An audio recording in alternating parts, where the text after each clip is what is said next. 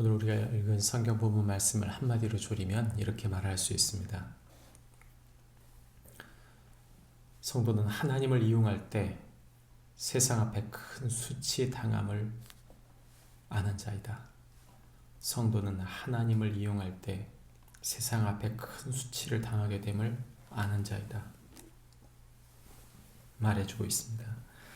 우리가 읽은 성경 본문은 세 조각으로 나눠 이야기할 수 있는데 1절부터 4절까지는 하나님을 이용하려는 이스라엘 백성에 대한 이야기를 하고 있고 5절부터 9절까지는 전열을 가다듬는 블레셋 사람들에 대한 이야기를, 그리고 마지막 10절과 11절은 하나님을 이용한 종교인들의 패배와 블레셋의 승리에 대한 이야기를 하고 있습니다.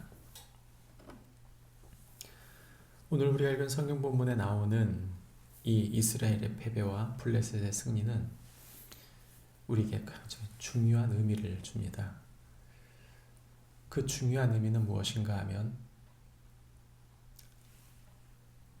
하나님은 주인으로서 이용당하지 않으신다는 것입니다. 하나님을 도구화하고 하나님을 내 승리를 위해 이용물로 사용하려고 했던 이스라엘,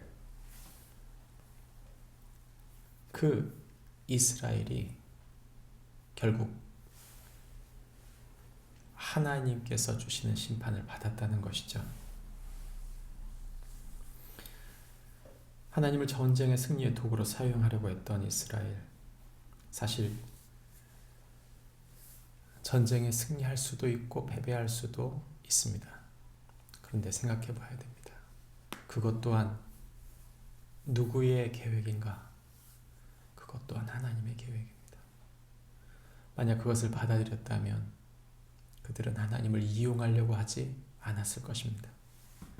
그들의 일상 속에 하나님은 함께 계셨음에도 그들이 하나님을 멋대로 자기의 이용물로 생각하려고 했을 때 그들은 결국 패배하게 된 것이죠. 이 일을 누가 주장했는가? 오늘 성경 말씀의 3절에 보면 이스라엘의 장로들이 그렇게 생각한 것입니다. 이스라엘의 지도자들이 그렇게 생각하는 동안 그런 생각을 주입한 사람은 누굴까요? 그것은 바로 그 당시의 제사장들이었던 것이죠. 오늘 성경에는 4절과 11절에 홈리와 비느하스가 등장합니다. 사실 이들이 한 것은 아무것도 없습니다. 그저 여호와의 언약궤에 있었던 것이죠. 그 곁에 있었던 것뿐인데 문제는 그렇게 하면 안 된다고 당연히 말려야 할 이들이 그들이 함께 하고 있다는 것입니다. 하나님을 인격적으로 섬기지 않고 하나님을 두려워하지도 않고 하나님을 이용해 종교 장사를 하고 있었던 홈리와 비느하스, 그리고 그들을 따랐던 백성들, 그들은 다 한톡 속이었습니다. 이 시대도 똑같습니다. 하나님은 인격적인 분이시며 우리 일상에 함께 하십니다. 그리고 그 하나님은 두려운 분입니다. 우리의 삶의 모든 것을 주장하시는 분. 우리는 그분 앞에 엎드려야 되고 그분을 따라야 되며 그분이 뜻하시는 바를 더 알아야 하고 그분의 백성으로서의 합당한 삶을 살도록 몸부림치며 살아야 합니다.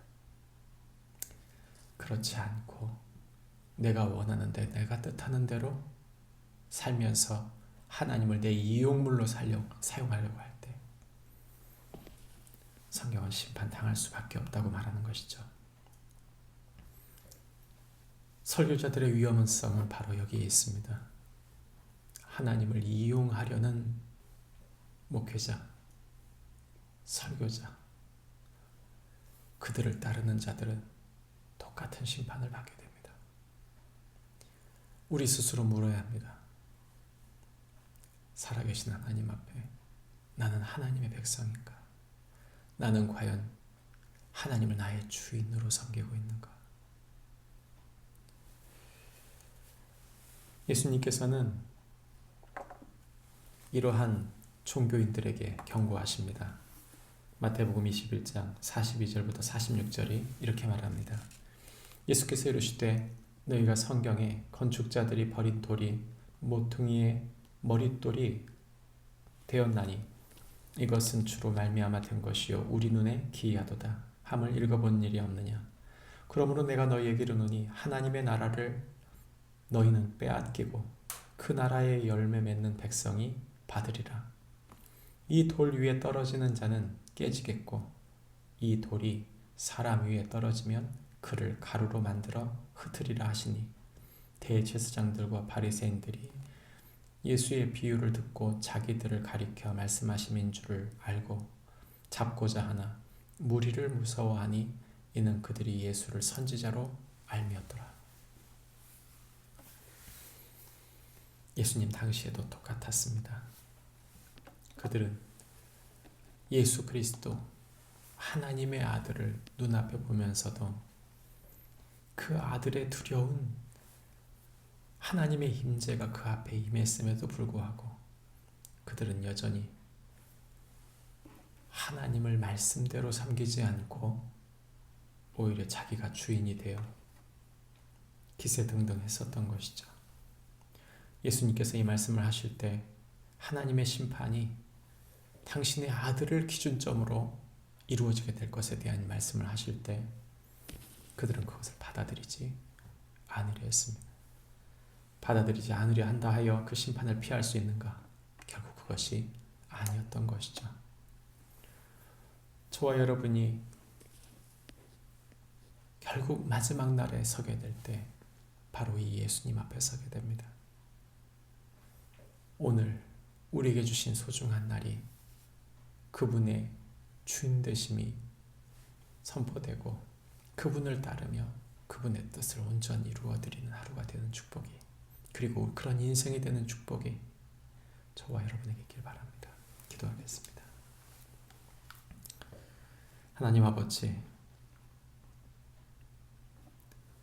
하나님은 이 모든 것의 주인이십니다.